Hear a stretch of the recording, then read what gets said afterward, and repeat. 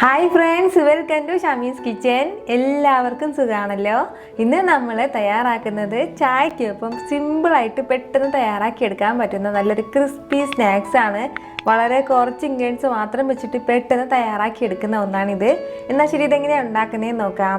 പിന്നെ ഒരു കാര്യം കൂടി, നമ്മുടെ ഷമീസ് കിച്ചൻ ചാനൽ ഇതുവരെ സബ്സ്ക്രൈബ് ചെയ്യാത്തവരുണ്ടെങ്കിൽ പ്ലീസ് ഒന്ന് സബ്സ്ക്രൈബ് ചെയ്തേക്കണേ. ആ ഷമീസ് കിച്ചൻ്റെ തൊട്ടടുത്തുള്ള ചുവന്ന ബട്ടൺ ഒന്ന് ക്ലിക്ക് ചെയ്യുക. കൂടെ തന്നെ തൊട്ടടുത്തുള്ള ബെല്ലേക്കൻ കൂടി, എങ്കിൽ മാത്രമേ ഞാൻ അപ്ലോഡ് ചെയ്യുന്ന വീഡിയോസ് എല്ലാം നിങ്ങൾക്ക് കറക്റ്റായിട്ട് നോട്ടിഫിക്കേഷൻ ലഭിക്കത്തുള്ളൂ. എന്നാൽ ശരി, നമുക്ക് വീഡിയോയിലേക്ക് പോകാം. അപ്പോൾ ഞാൻ പറഞ്ഞതുപോലെ തന്നെ വളരെ കുറച്ച് ഇൻഗ്രീഡിയൻസ് മാത്രം വെച്ചിട്ട് നമ്മൾ തയ്യാറാക്കിയെടുക്കുന്ന ഒരു സ്നാക്സാണിത്. അപ്പോൾ ഇതിന് വേണ്ടിയിട്ട് നമുക്ക് മെയിനായിട്ട് വേണ്ടത് മൈദാമാവാണ്. ഞാനിപ്പോൾ 1 കപ്പ് അളവിൽ മൈദാമാവ് എടുത്തിട്ടുണ്ട്. അത് നമുക്ക് ഈ ബൗളിലേക്ക് ഇട്ട് കൊടുക്കാം. ഈ മൈദാമാവ് ചേർത്ത് കൊടുത്തു കഴിഞ്ഞാൽ പിന്നെ നമുക്കിതിലേക്ക് വേണ്ട മസ്റ്റായിട്ടുള്ള ഒരു ചേരുവയാണ് അയമോദകം. അപ്പോൾ നമ്മൾ അങ്ങാടിക്കടയിലൊക്കെ കിട്ടും. നമ്മൾ മുറുക്ക് വെക്കുമ്പോൾ നമുക്ക് മസ്റ്റായിട്ട് ഇത് ചേർത്തില്ലെങ്കിൽ നമുക്ക് മുറുക്കിൻ്റെ ടേസ്റ്റേ കിട്ടില്ല. അതുപോലെ തന്നെയാണ് ഇതിലും ഇത് ചേർത്തില്ല എന്നുണ്ടെങ്കിൽ അതിൻ്റെ ആ ഒരു ടേസ്റ്റ് കിട്ടില്ല നമുക്ക്. അപ്പോൾ 1 ടീസ്പൂൺ അളവിൽ ഞാനിത് എടുത്തിട്ടുണ്ട്. അത് നമുക്കിതിൻ്റെ കൂടെ ചേർക്കാം.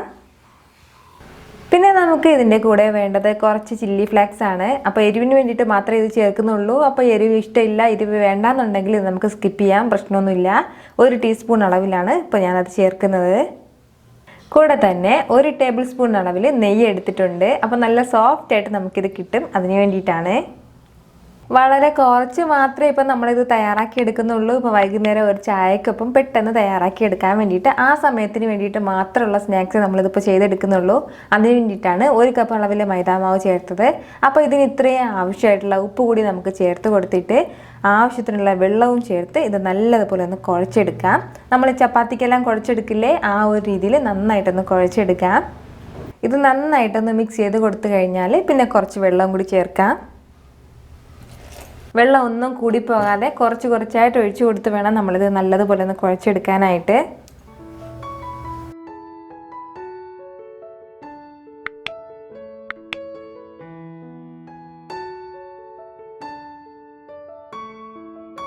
ഇതിപ്പോൾ ഞാൻ നല്ലതുപോലെ ഒന്ന് പരത്തി എടുത്തിട്ടുണ്ട്. നല്ലതുപോലെ സോഫ്റ്റായിട്ട് വന്നിട്ടുണ്ട്. അപ്പോൾ ഇത് ഇത്രയും മതിയാവും. ഇനി നമുക്ക് വേണ്ടത് ഇത് ചപ്പാത്തിക്ക് നമ്മൾ പരത്തുന്ന പോലെ തന്നെ ഒന്ന് പരത്തിയെടുക്കുക എന്നുള്ളതാണ്. എന്നാൽ ശരി, നമുക്കിത് ചെറുതായിട്ടൊന്ന് പരത്തിയെടുക്കാം.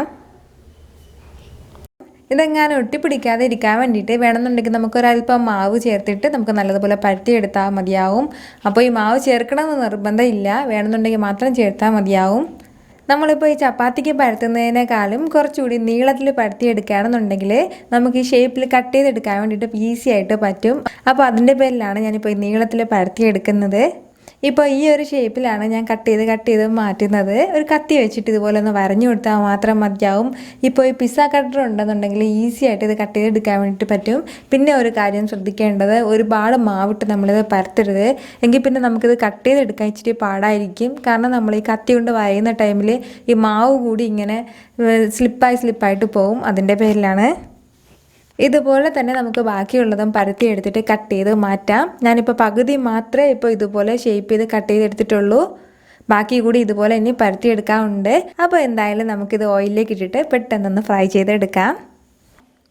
ഓയിലിപ്പോൾ നല്ലതുപോലെ ചൂടായിട്ടുണ്ട്. ഇനി നമുക്കിതിലേക്ക് നമ്മുടെ ഈ സ്നാക്സ് എല്ലാം ഇട്ട് കൊടുത്തിട്ട് നല്ലതുപോലെ ഒന്ന് ഫ്രൈ ചെയ്തെടുക്കാം. അപ്പോൾ നമ്മൾ ഈ സ്നാക്സ് ഫ്രൈ ചെയ്തെടുക്കുന്ന ടൈമിൽ ഫ്ലെയിം ഒന്ന് മീഡിയത്തിൽ വെച്ചിരിക്കാൻ വേണ്ടിയിട്ട് പ്രത്യേകം ശ്രദ്ധിക്കണം. അല്ലാന്നുണ്ടെങ്കിൽ പെട്ടെന്ന് കരിഞ്ഞിട്ട് പോകും. നല്ലൊരു ലൈറ്റ് ഗോൾഡൻ കളർ, അതായത് ഒരുപാട് നല്ലതുപോലെ കളറാവാൻ പാടില്ല. ലൈറ്റായിട്ടൊരു ഗോൾഡൻ കളർ വന്നാൽ മാത്രം മതിയാവും. വളരെ പെട്ടെന്ന് 1 മിനിറ്റ് കൂടി വേണ്ട, അതിന് മുന്നേ തന്നെ നമുക്കിത് ഫ്രൈ ചെയ്തെടുക്കാൻ പറ്റും. അപ്പോൾ ഒരുപാട് സമയമൊന്നും നമ്മൾ ഓയിലിൽ ഫ്രൈ ചെയ്യേണ്ട ആവശ്യമില്ല. അതിന് മുന്നേ തന്നെ നമ്മളിത് ഫ്രൈ ചെയ്തെടുക്കണം. ഇതുപോലെ ലൈറ്റായിട്ടൊരു കളർ വന്നു കഴിഞ്ഞാൽ പിന്നെ നമുക്കിത് എടുക്കാം. പെട്ടെന്ന് തന്നെ ഇത് ക്രിസ്പി ആയിട്ട് കിട്ടും. നമുക്കൊരു ചായ ഇടുന്ന സമയം മതിയാവും ഈ ഒരു സ്നാക്സ് തയ്യാറാക്കി എടുക്കാനായിട്ട്. ഒരു പ്രത്യേക ടേസ്റ്റിലുള്ള ഒരു സ്നാക്സാണ്. ഉറപ്പായിട്ട് നിങ്ങൾക്ക് എല്ലാവർക്കും ഇത് നല്ലതുപോലെ ഇഷ്ടമാവും. നല്ല ക്രിസ്പി ആയിട്ടുള്ള ഒന്നാണിത്. നമുക്ക് മാക്സിമം 3 ആഴ്ച വരെ നമുക്കൊരു ബോട്ടിലാക്കി ഇത് സൂക്ഷിക്കാൻ വേണ്ടിയിട്ട് പറ്റും. അപ്പോൾ ഒരുപാട് നാൾ നമുക്ക് ബോട്ടിലിൽ സൂക്ഷിക്കാൻ പറ്റുന്ന ഒരു സ്നാക്സ് കൂടിയാണ്. ഇതുവരെ ഇതുപോലെ ട്രൈ ചെയ്തിട്ടില്ല എന്നുണ്ടെങ്കിൽ ഉറപ്പായിട്ട് നിങ്ങളൊന്ന് ട്രൈ ചെയ്ത് നോക്കണം. നിങ്ങൾക്ക് നിങ്ങൾക്ക് നന്നായിട്ട് ഇഷ്ടമാവും. അപ്പോൾ ഈ വീഡിയോ നിങ്ങൾക്ക് ഇഷ്ടമായിട്ടുണ്ടെങ്കിൽ ഇതൊന്ന് ലൈക്ക് ചെയ്യാനും ഇത് മറ്റുള്ളവർ കാണണമെന്ന് ആഗ്രഹിക്കുന്നുണ്ടെങ്കിൽ നിങ്ങളുടെ ഫ്രണ്ട്സിനും ഫാമിലിക്കും എല്ലാവർക്കും ഒന്ന് ഷെയർ ചെയ്ത് കൊടുക്കാനും മറക്കരുത്. വീണ്ടും നല്ലൊരു ഉഷാറ് വീഡിയോ ആയിട്ട് ഞാൻ വരുന്നതായിരിക്കും. അതുവരേക്കും എല്ലാവരും ഹാപ്പി ആയിട്ടിരിക്കുക, സന്തോഷമായിട്ടിരിക്കുക, ചിരിച്ചുകൊണ്ടിരിക്കുക. Take care dear friends.